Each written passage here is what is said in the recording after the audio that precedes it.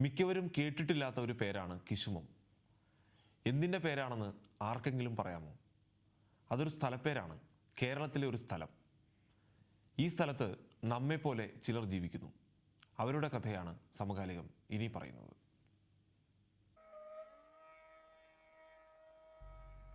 സീതാന്വേഷണത്തിനിടെ ശബരി ആശ്രമത്തിലെത്തിയ രാമനോട് ശബരിയാണ് കിഷ്കിന്ധയിൽ ചെന്ന് സുഗ്രീവനെ കാണാൻ നിർദ്ദേശിച്ചത്. ശബരി ആശ്രമത്തിൽ നിന്ന് താഴെ ഇറങ്ങിയാൽ പമ്പാ സരിത്താണ്. അവിടെ നിന്ന് പടിഞ്ഞാറേക്ക് പോയാൽ കിഷ്കിന്ധയിലെത്താം. ശബരി പറഞ്ഞ വഴിയിലൂടെ വന്നാൽ നാം എത്തുന്നത് ഈ മലമുകളിലാണ്. ഈ മലയ്ക്ക് ഇന്ന് പേര് കിശുമം. പഴയ കിഷ്കിന്ധയാണ് കിശുമമെന്ന് പഴമക്കാർ പറയുന്നു. ഏതായാലും ഇന്നിവിടെ ഉള്ളത് കാടിറങ്ങിയ കുറേ ആദിവാസികളും കാടു കയ്യേറിയ കുറേ കുടിയേറ്റക്കാരുമാണ്. ഈ കുന്നിനു താഴെ പമ്പയാറ്റിനക്കരെ ഇടുക്കി, കോട്ടയം, പത്തനംതിട്ട ജില്ലകൾ കൂട്ടിമുട്ടുന്നു. പത്തനംതിട്ട ജില്ലയിലെ റാന്നി പെരുന്നാട് പഞ്ചായത്തിൻ്റെ ഭാഗമാണ് കിശുമം.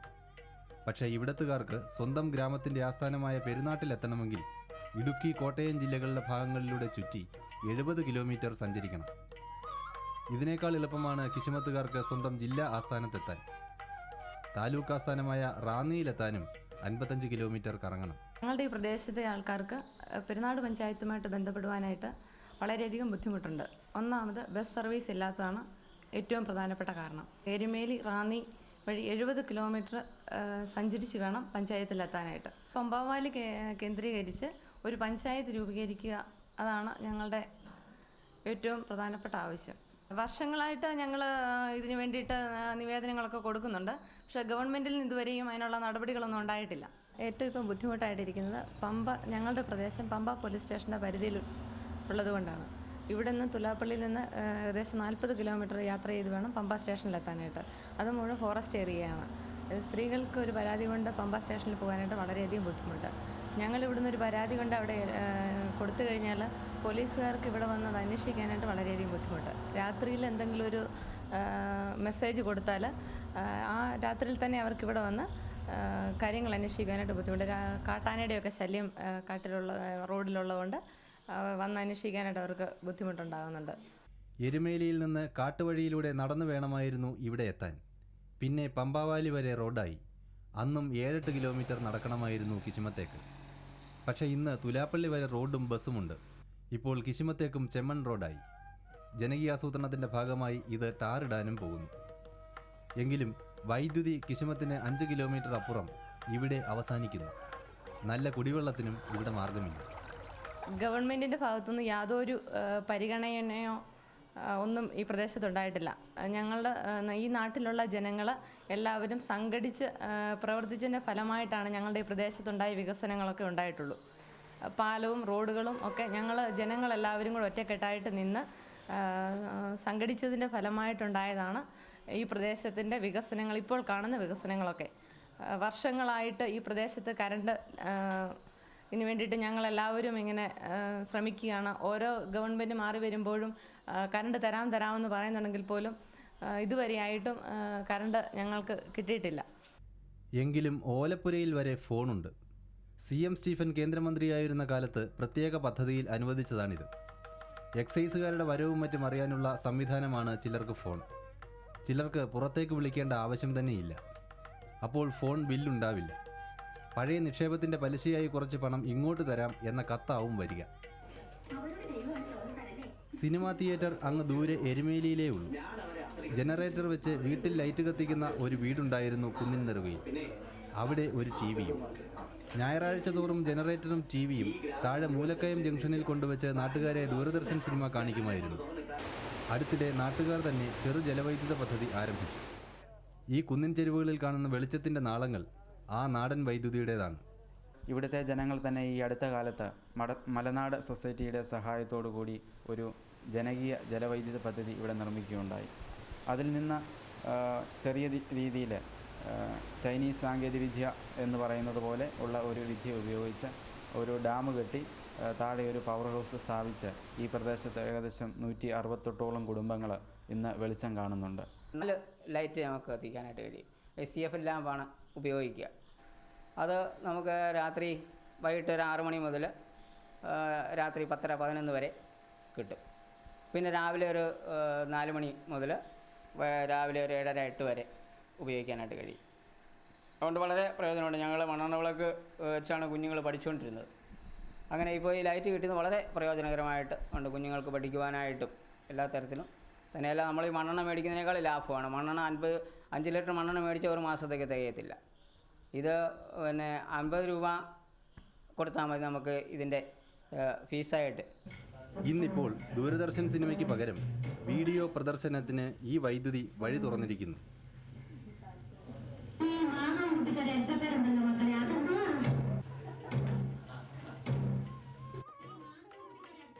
സംസ്ഥാന സർക്കാർ ചെറു ജലവൈദ്യുതി പദ്ധതിക്കായി കണ്ടെത്തിയ സ്ഥലങ്ങളിലൊന്നാണ് പ്രകൃതി രമണീയമായ കിശുമം. പക്ഷേ പദ്ധതി ഏതാണ്ട് വെള്ളത്തിലായ മട്ടാണ്. നാട്ടുകാർക്കുള്ള ആശങ്കകൾ നീക്കാനും അധികൃതർ മെനക്കെട്ടിട്ടില്ല. അതുകൊണ്ട് ഊർജ്ജസ്വലയായ പമ്പ കടലിലേക്ക് വെറുതെ ഒഴുകി അടങ്ങുന്നു.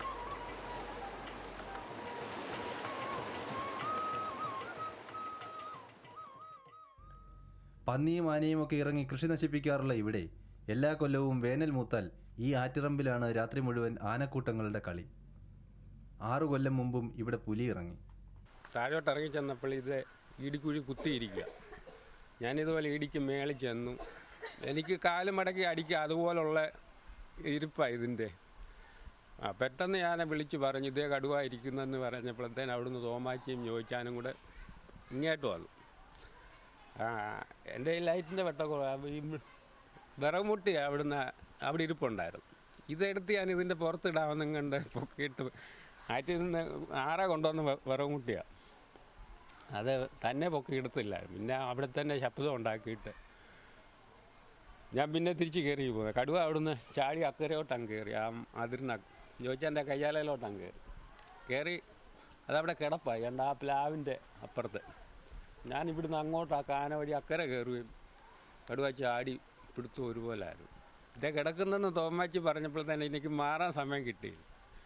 അങ്ങനെ വന്ന കൂട്ടത്തിൽ ഞാൻ ഇങ്ങനെ കൈ എടുത്ത് അങ്ങ് തട്ടിയപ്പോൾ കൈ വായിലായി. അല്ലെ പെടലിക്ക് ഇത് പിടിക്കുകയുള്ളൂ. ഇതിൻ്റെ സ്വഭാവം അതാ. കൈ വായിലായി കഴിഞ്ഞാൽ അതിൻ്റെ കൈ എൻ്റെ മടിയിലായിട്ട് ഞാൻ അങ്ങ് ഇരുന്ന് ഇറക്കപ്പുറമല്ല ആ ചരിവിൽ അതിൻ്റെ കൈ എൻ്റെ മടിയിലായിട്ട് ഞാൻ അങ്ങ് ഇരുന്ന് പോയി. എന്നിട്ട് പിന്നെ എന്ത് ചെയ്താൽ പിടിവിടുകയല്ലേ, വിട്ട് കടിച്ചാൽ എൻ്റെ മൂക്കും മുന്നേ കടിക്കുകയുള്ളൂ. അതുപോലെ ആയിപ്പോൾ എൻ്റെ ഇരിപ്പ്. പിന്നെ ഏതായാലും ഒരു കണക്കിന് തോമാച്ചി ഈ വാക്കത്തെയും കൊണ്ടാണ് ഇറങ്ങിയത്. തോമാച്ചി വാക്കത്തെയും കൊണ്ട് എത്തിയും വലിഞ്ഞ് ഒരു വെട്ടി തലയ്ക്ക്. അന്നേരം വെട്ടിയ കൂട്ടത്തിൽ പിടിവിട്ട് കഴിഞ്ഞ് പിന്നെ അത് അവിടെ തന്നെ ആ തറി തന്നെ ആദ്യം കിടന്നിടത്ത് തന്നെ പോയി കിടന്നു. അപ്പോൾ പിടിവിട്ട് കഴിഞ്ഞപ്പോൾ എൻ്റെ കൈയുടെ കാട്ടുകിഴപ്പുണ്ട്. ഞാനിങ്ങനെ പിടിച്ചിരിക്കുക. ഇങ്ങനെ പിടിച്ചിട്ട് രക്തം അങ്ങ് ഒഴുകുക. കൊടുത്തിരുന്ന കയ്യിലെല്ലാം നനഞ്ഞ് അങ്ങ് കാലിൻ്റെ പൊത്ത വരെ രക്തമായി ഇങ്ങനെ ഒഴുകിക്കൊണ്ടിരിക്കും. ഇവളോട് ഞാൻ പറഞ്ഞു കോടാലി എടുത്തുകൊണ്ട് വരാൻ പറഞ്ഞു. ഇവൾ കോടാലി എടുത്തുകൊണ്ട് വന്ന് കോടാലി ഈ കൈ കൊണ്ട് വാങ്ങിച്ച് ചേട്ടച്ചാരുടെ കൊടുത്ത് അടിക്കാൻ പറഞ്ഞു. കോടാലി കുഴയ്ക്ക് അടിക്കാൻ പറഞ്ഞു. കോടാലി കുഴയ്ക്കടിച്ച് കൊല്ലുമായിരുന്നു. പിന്നെ ഈ സാഹസികതയുടെ പിതൃത്വമേൽക്കാൻ പോലും ഇവർക്കാവില്ല. കാരണം പുലിയെ കൊന്നാൽ കേസ് വരും. ഇങ്ങനെ എന്തെല്ലാം കഥകൾ. കിശുമത്തിൻ്റെ ഇതിഹാസം ഇവിടെ അവസാനിക്കുന്നില്ല. ആരോരും അറിയാത്ത കിശുമം എന്ന നാട്ടിലെ വിശേഷങ്ങൾ കഴിഞ്ഞ ലക്കത്തിൽ അവതരിപ്പിച്ചത് ഏറെ പ്രേക്ഷകരെ ആകർഷിച്ചതായി കത്തുകൾ വ്യക്തമാക്കുന്നു. ആ നാട്ടിലെ ഏക പൊതുസ്ഥാപനമായ ഗവൺമെൻറ് ഹൈസ്കൂളിൻ്റെ കഥയാണ് ഈ കുറി. പട്ടിക വിഭാഗക്കാരായ കുട്ടികളാണ് ഈ സ്കൂളിലെ വിദ്യാർത്ഥികളേറെയും. 20 കിലോമീറ്റർ അകലെ നിന്ന് പോലും ഇവിടെ കുട്ടികൾ പഠിക്കാനെത്തുന്നു. ഇവിടെ ജയപരാജയങ്ങൾക്കിടയിൽ ആടുന്ന പെൻഡുലത്തിന് പൊരുളൊന്നേയുള്ളൂ: വേണമെങ്കിൽ ചക്ക വേരിലും കായ്ക്കും.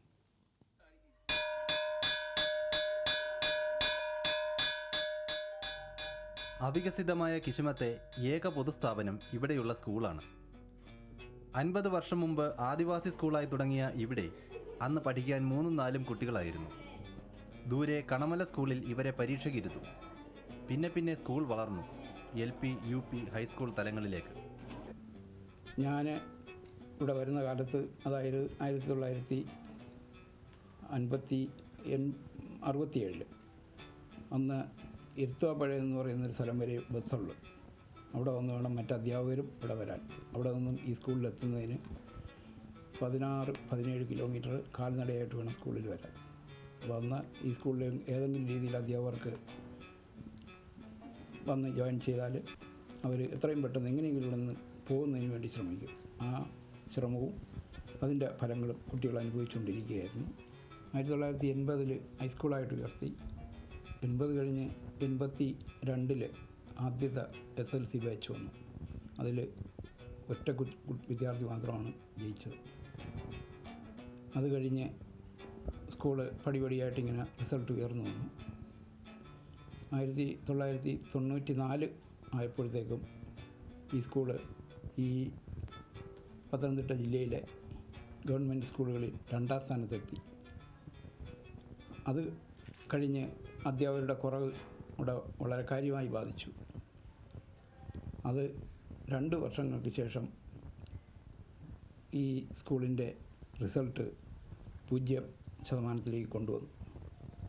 അധ്യാപകരുടെ കുറവ്, ഈ നാട്ടിൻ്റെ പ്രത്യേകത, ഇവിടെയുള്ള രക്ഷകർത്താക്കളുടെ താല്പര്യമില്ലായ്മ എന്ന് വേണമെങ്കിൽ പറയാം. രക്ഷിതാക്കൾക്ക് വിദ്യാഭ്യാസ കാര്യത്തിലുള്ള താല്പര്യമില്ലായ്മ ഈ സ്കൂളിനെ SSLC പരീക്ഷയിൽ പലപ്പോഴും സമ്പൂജ്യമാക്കി. എന്നാൽ ഏതെങ്കിലുമൊക്കെ അധ്യാപകരോ ജീവനക്കാരോ താല്പര്യപൂർവ്വം ഇടപെട്ടപ്പോഴൊക്കെ നല്ല വിജയം ഉണ്ടാവുകയും ചെയ്തു. 1995 SSLCക്ക് 77% വിജയം നേടി ഈ സ്കൂൾ പത്തനംതിട്ട ജില്ലയിലെ സർക്കാർ സ്കൂളുകളിൽ 2ാമതെത്തി. 1999 ഒരു ഫസ്റ്റ് ക്ലാസും 2 സെക്കൻഡ് ക്ലാസും നേടി.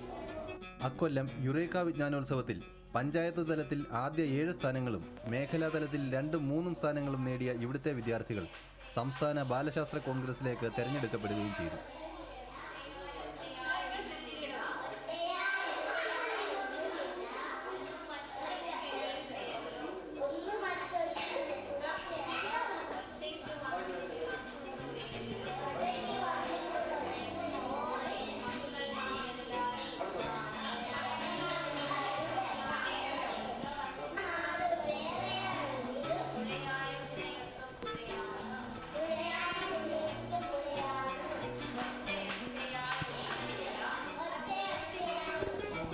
ഇവിടേക്ക് അധ്യാപകരെ നിയമിക്കാറില്ല. നിയമിച്ചാൽ തന്നെ അവർ കൈക്കൂലി കൊടുത്ത് അത് റദ്ദാക്കിക്കും. നാട്ടുകാരെ പറ്റിച്ച സ്ഥലമാറ്റ ഉത്തരവ് പോലുമുണ്ട്. ചിലപ്പോൾ എംപ്ലോയ്മെൻറ്റ് എക്സ്ചേഞ്ച് വഴി ആരെയെങ്കിലും പറഞ്ഞുവിടും. അല്ലെങ്കിൽ ആഴ്ചയിൽ 3 ദിവസം വരണമെന്ന സങ്കല്പത്തിൽ വർക്കിംഗ് അറേഞ്ച്മെൻറ്റ്. ഒന്നും നടക്കാതെ വന്നപ്പോൾ ചുറ്റുവട്ടത്തു നിന്ന് 10ാം ക്ലാസും ഡിഗ്രിയും കഴിഞ്ഞവരെ രക്ഷാകർതൃ സമിതിയുടെ പിച്ചച്ചട്ടിയിൽ നിന്ന് 200-300 രൂപ മാസശമ്പളം നൽകിപ്പോലും നിയമിച്ചു. ഒടുവിൽ നിരാഹാര സത്യാഗ്രഹം വരെ നടത്തി നാട്ടുകാർ.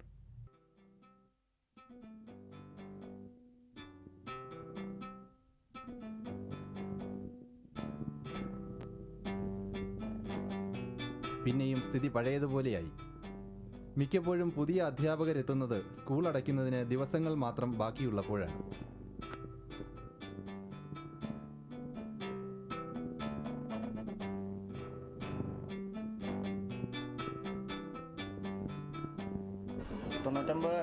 ഡിസംബർ 17-ാം തീയതിയാണ് ഞാനിവിടെ ജോലിക്ക് ആദ്യമായിട്ട് വരുന്നത്. ഞാൻ വന്നപ്പോൾ ഇവിടെ LP ക്ലാസ്സുകളിലൊന്നും അധ്യാപകരില്ലായിരുന്നു. 1 തൊട്ട് 4 വരെയുള്ള ക്ലാസ്സുകൾ കഴിഞ്ഞ വർഷം ഞാൻ തന്നെയാണ് നോക്കിക്കൊണ്ടിരുന്നത്. ഈ വർഷം ഇപ്പോൾ ഡെയിലി വേസിന് ആളെ വെച്ചിട്ടുണ്ട്. ഇവിടെയുള്ള കുട്ടികളുടെ 80% നല്ല ബ്രില്യൻ്റ് കുട്ടികളാണ്. അവർക്ക് ഈ അധ്യാപകർ വർഷങ്ങളിൽ ഇല്ലാതെ വരുന്നതുകൊണ്ടുള്ള പ്രശ്നമാണ് അവരുടെ സ്റ്റാൻഡേർഡ് മോശമാകാൻ കാരണം. അക്കാഡമിക് ഇയർ സ്റ്റാർട്ട് ചെയ്യുമ്പോൾ ഇവിടെ അധ്യാപകരെ പോസ്റ്റ് ചെയ്യുന്നില്ല എന്നുള്ളത്. ഇപ്പോൾ ഞാൻ 2 വർഷം മുമ്പ് വന്നപ്പം ഇവിടെ 14 അധ്യാപകർ വേണ്ടിടത്ത് 6 അധ്യാപകരായിരുന്നു ഉണ്ടായത്. ഞാൻ വന്ന വർഷത്തെ ഇവിടെ SSLCയുടെ റിസൾട്ട് 0%. അതിനുശേഷം ഞങ്ങൾ ഒരു ഗ്രൂപ്പായിട്ട് ഇവിടെ അഡീഷണലായിട്ടുള്ള ടൈം എടുത്ത് കുട്ടികൾക്ക് കോച്ചിങ് കൊടുക്കുകയും QIP പ്രോഗ്രാം നടപ്പിലാക്കുകയും രക്ഷകർത്താ സംഘടന വിളിച്ചു കൂട്ടിയിട്ട് കുട്ടികളുടെ ഈ റിസൾട്ട് എൻഹാൻസ് ചെയ്യുന്നതിന് വേണ്ടിയുള്ള പല പദ്ധതികൾ നടപ്പിലാക്കിയ വഴി ഈ കഴിഞ്ഞ വർഷം 53% റിസൾട്ട് SLC പരീക്ഷയ്ക്ക് നമ്മൾ സമ്പാദിക്കാൻ പറ്റും. അപ്പോൾ ഈ കിശ്മൻ സ്കൂളിൻ്റെ ചരിത്രത്തിൽ ആദ്യമായിട്ട് 2 ഫസ്റ്റ് ക്ലാസ്സും അതുപോലെ 2 സെക്കൻഡ് ക്ലാസ്സും ഉൾപ്പെടെ ആണ് 53% വിജയം ഉണ്ടായത്. ആർക്കും വേണ്ടാതെ മൂക്കുകുത്തി കിടന്ന ഓലപ്പുരയും കുന്നിൻ നെറുകയിലെ ഒറ്റപ്പെട്ട ഷെഡുമൊക്കെയായി വിഷമിച്ച സ്കൂളിന് ജനകീയാസൂത്രണമാണ് ശാപമോക്ഷമായത്. 2 നല്ല ഷെഡുകൾ, കുന്നിന് മുകളിലെ ഷെഡിലേക്ക് ചവിട്ടുപടി, മൂത്രപ്പുര, കിണർ ഒക്കെയായി. പക്ഷേ സർക്കാർ സ്കൂളുകൾ നേരിടുന്ന പൊതു പ്രശ്നങ്ങൾ ഇപ്പോഴും ഈ സ്കൂളിനെ വേട്ടയാടുകയാണ്. ഇക്കൊല്ലവും വിജയം വീണ്ടും താണു. SSLC പരീക്ഷയ്ക്ക് ജയിക്കാൻ ചോദ്യപേപ്പറിന് കാവൽ നിൽക്കുന്ന പോലീസുകാർക്ക് വേണ്ടതെല്ലാം കൊടുത്താൽ മതിയെന്ന് തെറ്റിദ്ധരിപ്പിച്ച് ഇവിടുത്തുകാരെ ചൂഷണം ചെയ്യുന്ന രീതി പോലും അടുത്ത നാൾ വരെ ഉണ്ടായിരുന്നു. അത്രയ്ക്ക് വന്യമായിരുന്നു ഇവരുടെ ഇന്നലകൾ. സാമൂഹിക ശാസ്ത്രജ്ഞർക്ക് പഠിക്കാൻ ഏറെയുള്ള ഗ്രാമമേഖലയാണ് കിശുമം.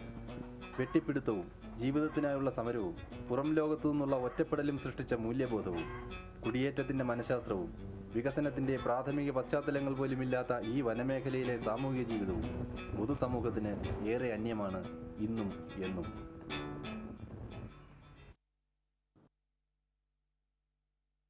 തീർത്ഥാടനത്തിൻ്റെ വിവിധ പ്രശ്നങ്ങളെപ്പറ്റി സമകാലികം 4 റിപ്പോർട്ടുകൾ ഇതിനകം സംപ്രേഷണം ചെയ്തിട്ടുണ്ട്. ഗതാഗതക്കുരുക്ക്, മലിനീകരണം, പരിസ്ഥിതി നാശം, ബദൽ വികസന നിർദ്ദേശം തുടങ്ങി പലതും ഞങ്ങൾ സമഗ്രമായി പരിശോധിച്ചു. അതിൻ്റെ തുടർച്ചയായി ഈ ലക്കത്തിൽ ഞങ്ങൾ പറയുന്നത് ശരണവഴികളിൽ പതിയിരിക്കുന്ന മരണക്കെണിയെപ്പറ്റിയാണ്. തുടർക്കഥയാകുന്ന അപകടങ്ങളെപ്പറ്റി സമകാലികം നടത്തിയ അന്വേഷണം കൊണ്ടുചെന്നെത്തിച്ചത് ശബരിമലയിലേക്ക് അനിയന്ത്രിതമായ ജനപ്രവാഹത്തിന് കാരണമാകുന്ന മകരജ്യോതിസ് എന്ന പ്രതിഭാസത്തിലേക്കാണ്. പണമുണ്ടാക്കാൻ വേണ്ടി അതിനെ നിഗൂഢവൽക്കരിക്കുന്ന അധികൃതരുടെ നടപടികളിലേക്കും.